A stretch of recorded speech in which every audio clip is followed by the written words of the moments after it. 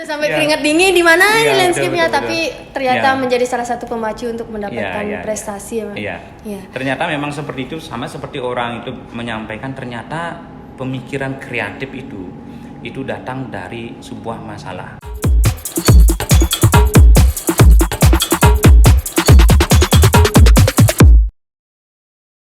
Cabut langsung cuknya. Wow. Ya, mati semua. Mati semua. Itu ya. Berarti tidak satu-satu bayangkan satu-satu apa? Iya. Setelah saya tahu ilmu komputer, ternyata apa yang saya lakukan itu salah. Iya. Ternyata mematikan komputer kan ada prosesnya. Iya, benar, karena saya tidak tahu. Dan ketika itu kemungkinan membengkaknya anggaran untuk memperbaiki komputer itu jangan-jangan karena saya. Curiga ya. Curiga ya. Iya. Ya saya pun curiga sekarang. Iya. Dan itu sebagai tolak sebenarnya. Saya mencapai juara yang seperti Santi sampaikan tadi. Kemudian di tahun 2000 ini agak menarik, kita waktu itu ada beasiswa skripsinya, entah beasiswa apa namanya saya nggak tahu. Yang jelas saya terima uang ketika itu, saya senang, saya nggak bertanya banyak. Ketika itu ada beasiswa terkait dengan skripsi yang dianggap bagus, itu mendapatkan beasiswa sebanyak 5 juta ketika itu. Wow, saya sangat tertarik ya. Ya, itu ya. 5 juta di tahun 2007 itu sangat banyak. Sangat banyak. Benar. Sekarang pun masih banyak kayaknya. Iya, masih gitu banyak. Ya. Oke, 5 juta. Nah, kebetulan skripsi saya terpilih, saya mendapatkan uang 5 juta. Nah, uang 5 juta itulah saya belikan komputer. Ya, saya belikan komputer. Kebetulan saya dapat pekerjaan di Kude, di JB School namanya. Nah, di sana karena sudah punya komputer sendiri, saya belajar komputer sendiri. Dan senanglah dengan komputer. Ketemu landscape apa? Ketemu. Panik pertanyaannya. Oke. Kemudian, nah di tahun 2018 karena saya senang dengan komputer, iseng saya mengikuti lomba, yaitu membuat aplikasi Android. Saya awalnya apa itu Android dan lain sebagainya nggak tahu. Kemudian iseng nonton di YouTube, kemudian beli beberapa buku, saya belajar di sana karena ketika itu membuat aplikasi Android itu sangat ribet. Beda dengan sekarang sudah ada aplikasi yang baru. Ya, aplikasi sekarang itu kan codingnya berupa blok-blok kayak gitu, gampang.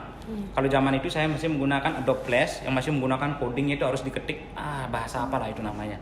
Saya nggak paham lah istilahnya, yang jelas itu diketik ada koma, kurung awal, XY dan lain sebagainya. Saya nggak paham, yang jelas saya belajar itu di komputer. Saya selesaikan itu satu aplikasi ketika itu 6 bulan. 6 bulan? Ya, karena saya belajar dari YouTube, error, buka lagi, terus seperti belajar dari buku dan lain sebagainya. Tahun 2017 saya buat, tahun 2018 itu selesai dan ada lomba aplikasi Android. Iseng saya daftar di sana. Nah, terpilihlah saya presentasi di Jakarta 5 besar. Saya tidak berekspektasi akan dapat juara, tidak. Karena basic saya non komputer. Apalagi proses mematikan komputer yang sudah seperti yang sudah itu mencabut satu itu. Nah, akhirnya ketika diumumkan juaranya, ya mungkin jurinya kasihan sama saya, entah apalah itu, akhirnya saya dapat juara 1 tingkat nasional ketika itu di tahun 2018. Ya, ketika saya mendapat hadiah itu dan dipanggil ke depan gitu ya, kemudian ada menteri menyerahkan ketika itu, saya terbayang dengan waktu saya kuliah dulu. Saya mencari landscape, terus saya menangis untuk mendapatkan itu dan lain sebagainya, dan merasa tidak percaya. Akhirnya saya mendapat juara 1 di bidang komputer gitu. Sampai sekarang pun saya masih ingat kisah itu. Kisah tersebut ya.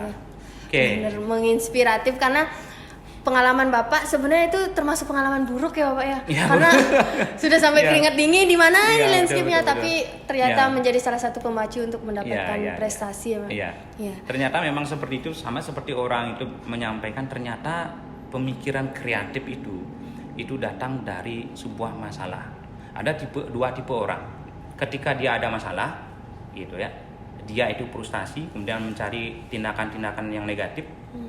Kemudian ada tipe orang yang kedua, dia survive, kemudian mencari solusi-solusinya. Astung kare, saya masih dilindungi dari mencari cara yang kedua gitu ya. Coba saya mencari cara yang pertama, tidak hanya cuknya saya cabut, mungkin saya bakar komputernya ketika itu. Karena emosi ya. Iya, emosi dan lain sebagainya. Astung kare masih diberikan kesadaran ketika itu. Ya, mudah-mudahan itu menginspirasi. Yang kedua maksudnya. Iya, yang kedua ya, jangan yang pertama. Iya, ya. Di kampus dibakar. Iya. Oh itu ada itu. Mungkin mahasiswa di sini karena stres karena tugas jangan bakar kampus dulu ya. Iya, bakar semangat. Bakar semangat ya. Bakar semangat gitu ya. Iya. Untuk selanjutnya mungkin Bapak bisa menceritakan bagaimana Bapak melihat peran dosen dan fasilitas kampus dalam mendukung pengembangan bakat dan potensi mahasiswa. Nah, ini jika dibandingkan antara di masa Bapak kuliah dulu dengan kondisi sekarang, khususnya di tengah proses akreditasi yang sedang berlangsung. Ya, nah ini menarik nih kalau disuruh membandingkan, kita punya istilah antara kalau membandingkan sesuatu yang jauh itu kan antara langit dengan bumi. Iya benar. Kalau saya disuruh membandingkan dengan dulu dengan sekarang antara langit dengan jurang gitu. Tidak bumi lagi udah jurang. Udah jurang gitu ya. Jauh sangat sekali. Berbeda. Iya, secara fasilitas terutama jauh sekali. Makanya saya sampaikan tadi kampus kita tuh kandang ayam gitu ya. Memang secara fasilitas itu jauh sekali. Melihat tadi ke sini, kaget juga. Sangat banyak berubah. Sangat jauh. Bapak gitu terakhir ya. ke sini tahun? Aduh, tahun berapa ya, lupa ingat gitu. Sangat lupa. Aduh, lupa ya. Pernah diundang ke sini ketika itu jadi praktisi mengajar kayaknya. Praktisi mengajar di 2009 apa 2018 pas ketika pertama dapat juara 1 Android itu. Diundang ke sini. 2009. Ya. Saya masih TK. Masih jauh sekali ya. Oke, sangat jauh perbedaannya, terutama jauh. dari fasilitas ya, dari sisi bentuk fisik gedung dan lain sebagainya. Memang ya kita memang agak ya boleh dikatakan kalau ada fotonya mungkin bisa dilihat gitu ya. Tapi sekali lagi suasana belajar ketika itu kita nyaman kok. Nyaman gitu ya. Meskipun dengan seperti itu kita sangat nyaman. Gitu ya. Apalagi dengan diberikan fasilitas seperti ini ya sampai malam pun ya dengan fasilitas ini kayak kita masih nyaman dan bersemangat untuk belajar. Gitu ya. Kalau dukungan dari dosen sendiri ya namanya dosen seni rupa ya mungkin adik-adik tahu ya. Dosen seni rupa tuh kadang-kadang kita sulit membedakan ini dosen apa teman. Sulit kita membedakan itu. Saking akrabnya. Iya, dari segi bahasa, kemudian dia memotivasi kita. Pokoknya kita sulit membedakan ini dosen kita apa teman. Tapi saya di posisi mahasiswa ketika itu meskipun dengan keakraban yang seperti itu kita masih menjunjung tinggi yang disebut dengan etika itu. Iya benar. Ya, etika itu nomor 1. Ya, meskipun mereka sudah mau begitu dekat dengan kita ya pokoknya terkait dengan etika sopan santun kita utamakan. Jadi dukungan itu membuat kita sangat nyaman jadinya belajar. Gitu. Apapun yang kita tidak pahami, mungkin kalau misalnya dosennya jaraknya jauh dengan kita, ada yang bertanya nggak ada yang bertanya karena takut kan, atau malu dan lain sebagainya. Kalau waktu saya kuliah mungkin jarak itu tidak ada. Pas dosen menjelaskan dan lain sebagainya dengan bahasa yang ya boleh dikatakan keakraban seperti itu, kita tidak paham langsung bertanya. Jadi mungkin itulah konsep belajar yang istilahnya yang kontekstual atau yang meaningful gitu ya. Artinya mendalam sekali gitu ya, bermakna dan sebagainya. Karena tidak ada jarak di antara kita. Jadi apa yang kita ingin ketahui ya kita langsung sampaikan begitu saja. Lebih mudah bertanya. Ya, oke. Nah, selama Bapak di sini itu berarti untuk fasilitas seperti alat-alat itu apakah ada yang mendapatkan dari kampus atau memang dari pribadi? Ya. Nah, kebetulan ketika itu memang fasilitas kan masih sangat minim. Beberapa di antara fasilitas itu kita beli sendiri. Cuma ada yang memang mahal-mahal itu kebetulan kampus mempersiapkan. Contoh kayak kamera misalnya. Waktu itu komputer. Nah, komputer kayak kamera ya kayak gitu. Kampus sudah ada alatnya, tapi masih sangat terbatas. Sangat terbatas. Ya. Kalau alat-alat yang lainnya itu kita beli sendiri. Makanya ketika itu saya anggap kuliah seni rupa itu mahal. Mahal. Gitu ya. Pada saat itu mahal. Iya, karena semua bahan itu kita beli sendiri. Kita beli sendiri ketika itu. Gitu ya. Nah, memang sih kalau misalnya kita berpikir dari finansial mahal ya mahal, tetapi balik lagi dari proses mahal itu kita dapat sesuatu yang luar biasa.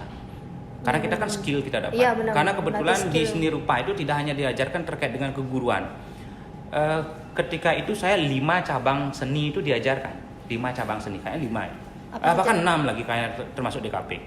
Pertama ada seni rupa. Seni rupanya terkait dengan lukis, ukir gitu. Lukis, ukir, kemudian kriya kayu, keramik, batik, kemudian DKP 6 lah, kurang lebih. 6. Jadi 6 ini kita sudah dapat. Ya, kalau misalnya kalau kita kelompokkan dalam pembelajaran 6 ini vokasinya, keterampilannya.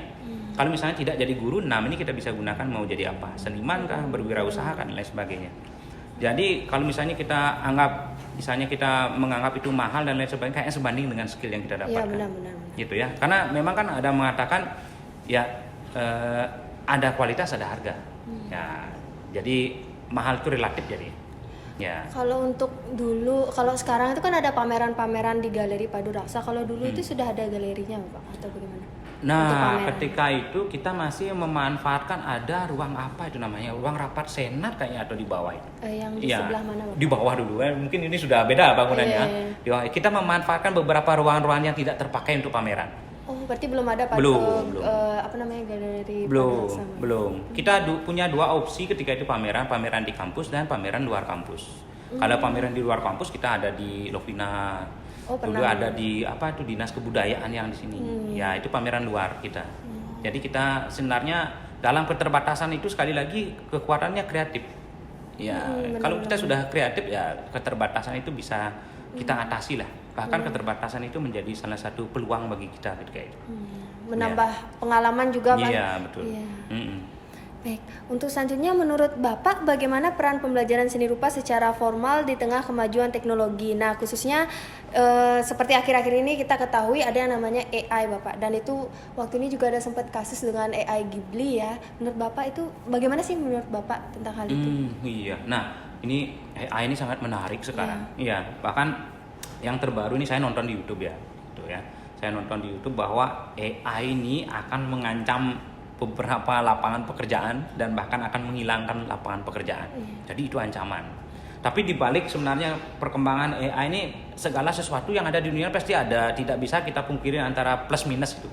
Ya ada positif negatif itu kita tidak bisa pungkiri. Jadi dalam menyikapi AI ini ya kita jangan berpikir fokus ke negatifnya, tapi bagaimana fokus ke positifnya, memanfaatkan itu sebagai peluang baru. Kan seperti itu ya. Kalau kita memikirkan AI, ya memang sekarang AI itu sangat instan sekali. Mau gambar ilustrasi, mau gambar komik, bahkan animasi pun bisa kita buat. Bahkan yang terbaru sekarang AI itu dia bisa membuat coding itu langsung. Codingnya buat. Kalau saya dulu kan ngetik coding. Sekarang dia bisa langsung buat codingnya langsung. Codingnya dia bisa buat langsung. Gitu ya. Nah, di sana dalam kasus seperti ini ya, kita mau kemana sekarang? Ya, kembali kuncinya adalah kreatif. Kalau kita kreatif memanfaatkan AI itu untuk jadi apa itu misalnya, ya dia akan bermanfaat. Tapi sebaliknya, kalau kita negatif memanfaatkan AI itu justru akan membunuh kita sendiri. Contoh misalnya, ulangan misalnya sekarang, kayak saya misalnya. Kalau kita tidak menggunakan aplikasi yang bagus, misalnya aplikasi standar lah, Google Form. Nah, Google Form itu bisa kita mencari jawaban di AI. Akhirnya proses pembelajaran itu kan ya semu begitu saja, jawaban ada di sana. Nah, itu negatif itu AI. Tapi kalau misalnya sekarang AI itu bisa dimanfaatkan untuk apa? Bikin website misalnya, cepat bisa bikin website. Coding langsung ada di sana. Kemudian untuk menggambar ilustrasi misalnya, kayak saya misalnya kan bikin animasi. Nah, mungkin bisa dilihat di channel YouTube saya ada animasi bikin tokohnya. Ini kalau dulu gambar lama sekali. Gambar bikin satu tokoh itu bisa 1 minggu 2 minggu untuk gambar tokohnya yang akan berbicara di animasi itu. Oh, di gambar manual? Ya, gambar manual kita pakai digital itu. Kemudian kalau misalnya ada AI, kita cukup saja ketik di sana mau tokoh seperti apa, ada tokohnya di sana. Nah, itu saya kembangkan, kemudian saya animasikan. Jadi cepat proses bekerja kita. Nah, jadi kita tidak menyerahkan semuanya full ke AI di sana. Ya, kembali lagi kreativitas. Kemudian yang berikutnya AI itu yang sekarang banyak itu biasanya dimanfaatkan bagi orang konten kreator biasanya. Dia mencari materi apa yang ingin disampaikan di AI dia mencari. Sehingga kemudian dia lagi mengemasnya, kemudian dibuat kontennya, kemudian diupload di YouTube dan lain sebagainya. Nah, itu kan artinya menambah peluang kita sebenarnya kalau kita bagus memanfaatkan AI itu sendiri. Ya, jadi banyak sebenarnya peluang itu, makanya kuncinya menghadapi ini adalah konsep berpikir kita. Kita maunya memanfaatkan secara positif itu sebagai peluang atau kita pesimis lebih dulu ya, kemudian menggunakan itu secara negatif, kemudian kita gagal untuk bisa beradaptasi dengan perkembangan AI itu sendiri. Ya, tergantung kita saja sekarang. Tergantung ketahanan, kekreativitasan dan sebenarnya AI itu bisa hidup berdampingan dengan kita sebenarnya. Karena betul. AI itu sendiri kan buatan manusia ya. Dan berkaitan dengan seni rupa mungkin dengan lukisan-lukisan atau gambar-gambar itu memiliki nilai yang berbeda menurut saya. Iya, karena betul. lukisan yang memang ditulis digambar langsung oleh pelukisnya itu pasti bukan hanya sekadar membuat untuk dijual, tapi pasti ada rasa, betul perasaan sekali. Iya, dan lain betul sebagainya. sekali. Iya.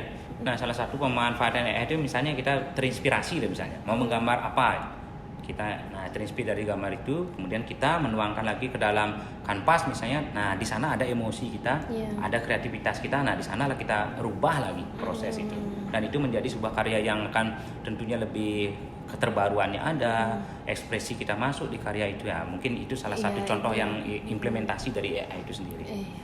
Ya. Jadi seperti itu ya. Nah, untuk selanjutnya, sejauh mana pengalaman dan ilmu yang Bapak peroleh selama kuliah di PSR Undiksa berperan dalam membentuk kreativitas Bapak dalam membuat media pembelajaran berbasis animasi dan Android saat ini? Ya. Oke ya. Nah, seperti yang Bapak jelaskan tadi, karena kebetulan kita di kuliah di seni rupa itu tidak hanya di kependidikan, tapi beberapa skill itu kita diajarkan. Nah, kalau misalnya dalam pertanyaannya Santi itu mendukung terkait dengan untuk media Android, ya kita itu ada dulu namanya mata kuliah DKP. Nah, desain komunikasi visual. Nah, itu pertama itu mata kuliahnya dasar-dasar komputer dulu, baru masuk ke, kalau lulus dasar-dasar komputer masuk ke DKP, baru boleh mengambil DKP itu. Nah, di DKP itulah kita diajarkan berbagai macam skill-skill grafis sampai ke animasi. Nah, sebenarnya saya berangkat membuat aplikasi Android itu bukan 0-0 banget sih sebenarnya, tidak. Berarti peran ketika kuliah di seni rupa itu ya itu sangat mendukung sekali, karena basicnya itu sudah saya dapatkan. Pertama, gambar di Photoshop, kemudian menggambar misalnya yang berbasis vektor di Corel ketika itu kita gunakan. Kemudian selanjutnya menganimasikan, kita masih menggunakan Adobe Flash namanya, sekarang udah menjadi Adobe Animate. Nah, ketika itu ya saya masih menggunakan Flash ketika itu. Hanya saya mengeksplor codingnya saja ketika sudah tamat itu. Ketika waktu kuliah di coding kita belum dapat itu. Sekarang kan yang sedang ngetren di dunia IT terkait dengan pembelajaran itu kan coding. Bahkan sekarang wacananya dunia pendidikan itu kan coding dimasukkan ke sekolah-sekolah.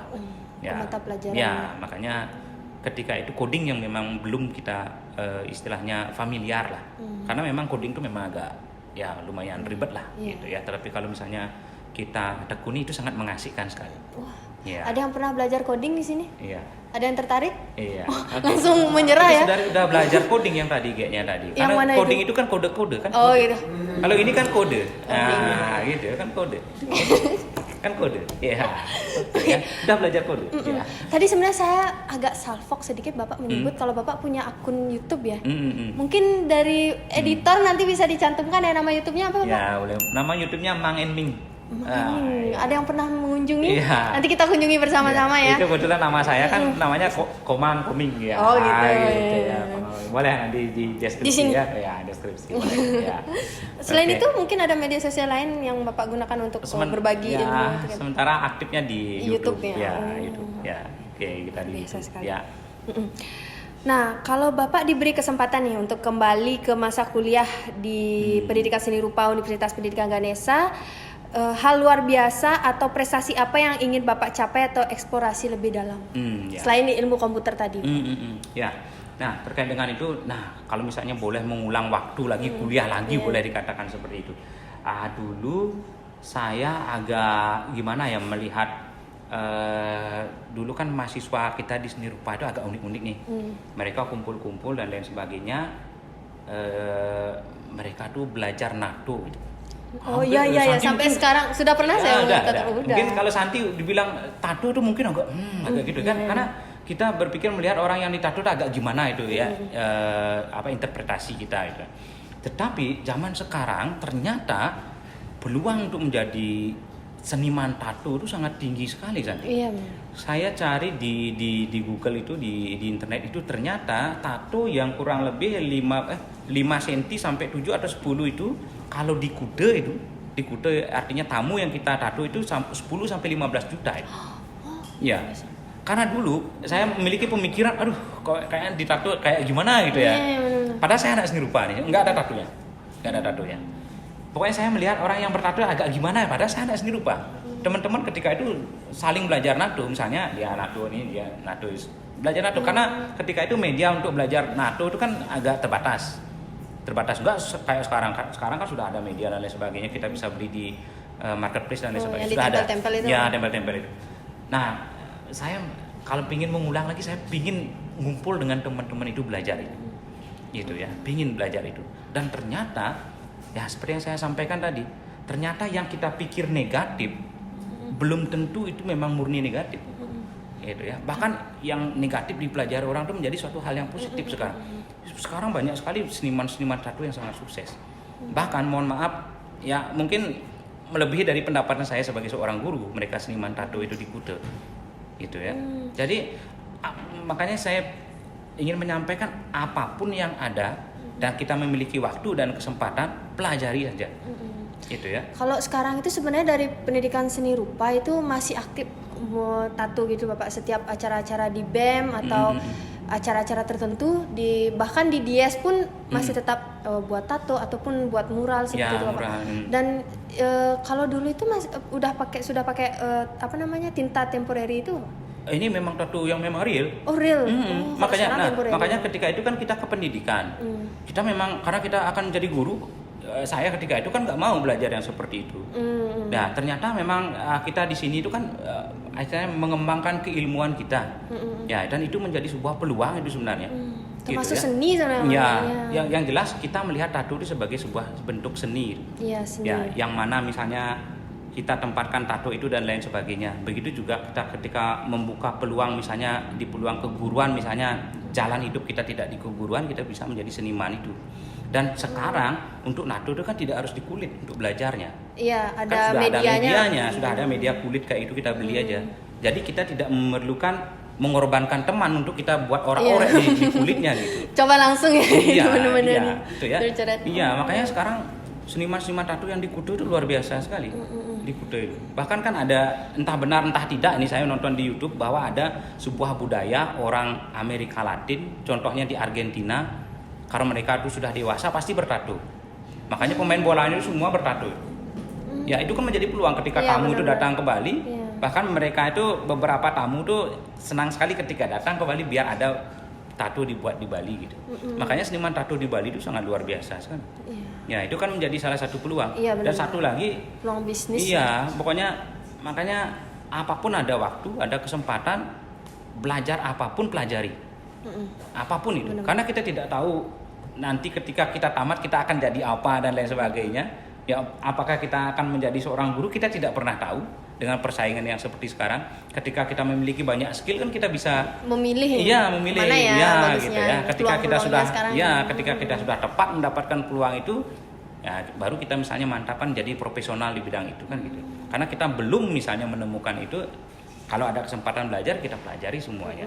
Ya, mungkin itu yang ingin saya lakukan gitu ya. Pokoknya ketika itu kita masih takut, dan satu lagi ketika itu yang menjadi ketakutan saya jadi mahasiswa, mungkin Adik Santi mungkin nggak percaya ketika itu saya berbicara di orang banyak itu masih sangat grogi sekali dan lain sebagainya itu ya, karena minder lah istilah dan lain sebagainya. Nah kalau misalnya diberikan mengulang kembali dan lain sebagainya, berorganisasi pingin biar banyak dapat pengalaman berorganisasi. Bapak dulu ikut HMJ ya, wajib ya dulu. Ikut ya, semuanya sebenarnya ikut, tetapi ketika itu masih kita ada agak 50-50 lah mengikuti organisasi itu. Kadang-kadang semangat, kadang-kadang sudah mulai ini buat apa nanti. Dan banyak pertanyaan-pertanyaan seperti itu. Bahkan ada pertanyaan seperti ini, kita kesini kuliah bukan untuk berorganisasi ya. Muncul gap di sana. Padahal sebenarnya tidak. Padahal itu sebenarnya sebuah ilmu yang tidak diberikan di mata kuliah itu. Formal tidak diberikan. Dengan berorganisasi seperti kita dapat teman baru, sharing dengan teman dengan keterampilan baru dan lain sebagainya. Dan buktikan nanti ketika tamat itu sangat berguna. Itu maka skill-skill itu. Anak-anak organisasi, anak-anak BEM semua. Ya, jadi berbanggalah kalian ada di sini. Berguna. Berbanggalah dari sini. Ya memang prosesnya memang agak sulit, tapi ya begadang sampai jam 1 dulu ya. Oke ya. Nanti hasilnya kalian dapatkan. Hasilnya nanti pasti didapatkan. Iya. Nah, untuk selanjutnya apa sih pesan Bapak bagi calon mahasiswa yang masih ragu nih untuk kuliah di jurusan seni rupa, serta apa harapan dan saran Bapak untuk pengembangan PSR Undiksa ke depan agar semakin unggul dan adaptif? Ya. Oke, baik, terima kasih. Nah, bagi adik-adik misalnya yang sudah tamat SMA dan lain sebagainya masih bingung nih untuk mencari tempat kuliah. Oke ya, gak usah diragukan lagi ketika memiliki sudah passionnya di seni, ya silahkan nanti bergabung di jurusan seni rupa di Undiksa ya, seperti yang sudah disampaikan tadi. berbagai macam skill akan diberikan di sini yang tentunya akan mengembangkan kembali skill adik-adik ya. Tentunya kalau memang sudah itu menjadi niatan, kemudian memiliki passion seni di dalamnya ya sangat dipastikan ya mereka akan berhasil nanti untuk meraih kesuksesan dengan jalan itu, entah dia menjadi seorang guru, entah menjadi seorang seniman, wirausaha dan lain sebagainya. Iya, bahkan banyak sekali pelukis-pelukis terkenal loh Pak ya, Raden Saleh, seperti itu pasti sebenarnya itu kalau misalnya kita tekuni pasti sebenarnya akan menghasilkan gitu Pak. Dan satu lagi mungkin catatan, kita berbicara seni rupa sekarang tidak hanya pelukis, tapi satu yang mungkin kita lupakan, konten kreator. Ya, itu kan bagian dari seni juga. Benar. Ya kan sekarang yang innya kan yang itu, konten kreator itu. Ketika konten kreator atau kontennya itu mendapatkan sentuhan seni, nanti dia akan berbeda. Ya, apalagi bagian editing atau lain sebagainya pasti berguna. Betul gitu. sekali. Dengan memanfaatkan AI juga kan. Nah, itulah yang dimaksud tadi. Kalau AI itu sebenarnya tidak mengancam kalau kita bisa mempergunakan dengan baik dan kita bisa belajar untuk berdampingan dengan AI, Pak. Betul sekali. Nah, ini pertanyaan terakhir untuk Bapak. Bukan pertanyaan sih, sebenarnya permintaan. Iya. Satu kalimat, bagaimana Bapak mendeskripsikan pengaruh PSR Undiksa terhadap perjalanan karir dan hidup Bapak? Bagaimana? Satu kalimat. Kalimat. Iya. Satu kalimat. Yang mendeskripsikan pengaruh PSR Undiksa terhadap perjalanan karir dan hidup Bapak. Oke. Satu kalimat ya. Iya. Selain mendapatkan istri dari Oke. Seni itu muncul dari hati, tekuni dia, hidupmu akan jauh lebih berarti. Mudah-mudahan itu menginspirasi. Iya, sangat-sangat menginspirasi ya. Dan ini udah sekitar sejam ya kita ngobrol tentang hal yang sangat-sangat menurut saya hal baru bagi saya Bapak, karena saya dari dulu memang tertarik dengan seni, saya sangat tertarik dengan yang berkaitan dengan hal-hal yang bersifat itu memang karya murni dari seseorang gitu Bapak. Nah, begitu juga dengan teman-teman di rumah yang bingung mau cari jurusan atau prodi apa nanti ke depannya, bisa langsung daftar di program studi pendidikan seni rupa, tentu saja di Fakultas Bahasa dan Seni Universitas Pendidikan Ganesha. Nah, sebelumnya Bapak terima kasih banyak karena sudah menginspirasi kami semua di sini. Ya, berikan tepuk tangan untuk Bapak Dwika sudah menyempatkan hadir. Mungkin sudah sempat jalan-jalan ke sudah. Makanya luar ke biasa. Kantinnya sekali. Bapak? Ke kantin belum. Ke kantin belum. Kalau dulu udah ada kantin Bapak? Ada, cuma ya begitulah. Begitulah ya. Nggak usah saya deskripsikan lagi. Iya. Sekarang udah luar biasa. Ini sebelum saya akhiri ya Pak. Saya satu hal yang saya kepo banget dari dulu. Masalah dulu ada perahu di pohon Kamboja itu pada saat angkatan Bapak itu sudah ada perahu itu atau gimana? Aduh, lupa ingat ya. Kalau pohon Kambojanya ingat? Oh, pohon Kambojanya dulu berarti sudah ada Pak. Iya. Gimana itu perahunya? Ya, itu dah saya pikir itu memang buatan anak-anak seni rupa dan dipajang di situ Bapak. Jadi makanya saya bertanya dengan Bapak. Karena sebelumnya kita di sini belum pernah lihat ya perahu itu ya, dan kami sangat-sangat tertarik dengan hal itu sebenarnya. Oh iya, kalau pohon Kambojanya sudah dari dulu. Ya mungkin sudah tamat saya mungkin ketika itu ya mungkin. Ya, adik kelas sudah bikin perahu itu. Ya. Oke. Ya, menarik ya perahunya ketika itu. Iya, menarik karena setiap orang datang ke FBS itu yang menarik di sana, Pak. Oh, ini pasti anak seni rupa yang buat atau sebenarnya itu konsep perahu itu banyak. Perahu itu adalah menghubungkan hatimu dengan hatiku. Aduh. Ya. Sepertinya ini sudah mulai tidak aman. Sudah mulai enggak aman ini obrolan. Iya, sudah mulai tidak aman. Saya takut ya. Jangan sampai Santi orang EBS yang ketipu kedua kalinya gitu ya. Cukup satu aja orang EBS jurusan bahasa Indonesia yang ketipu. Iya, benar-benar. Oke, sebelumnya terima kasih Bapak. Kembali saya berterima kasih karena Bapak sudah menyempatkan hadir di sini. Semoga segala hal yang kami Bapak sampaikan tadi dapat menginspirasi kami semua. Dan jangan lupa untuk kepoin YouTube BEM EBS Undiksa, kemudian ada Tinta Kamboja, ada EBS Bercerita, di Spotify juga ada. Ingat ya, kunjungi semua platform media sosial kami dan platform media sosial dari Bapak Dwika yang akan dicantumkan di bawah ini. Baik, karena sudah waktu, jadi saya Santi Sucipta memohon maaf apabila ada kesalahan kata maupun perilaku saya dengan Bapak Dwiqa di sini yang mungkin kurang berkenan bagi rekan-rekan yang ada di sini di ruangan ini dan juga yang ada di rumah. Dan sampai jumpa di podcast berikutnya. Bye bye. Terima kasih semuanya.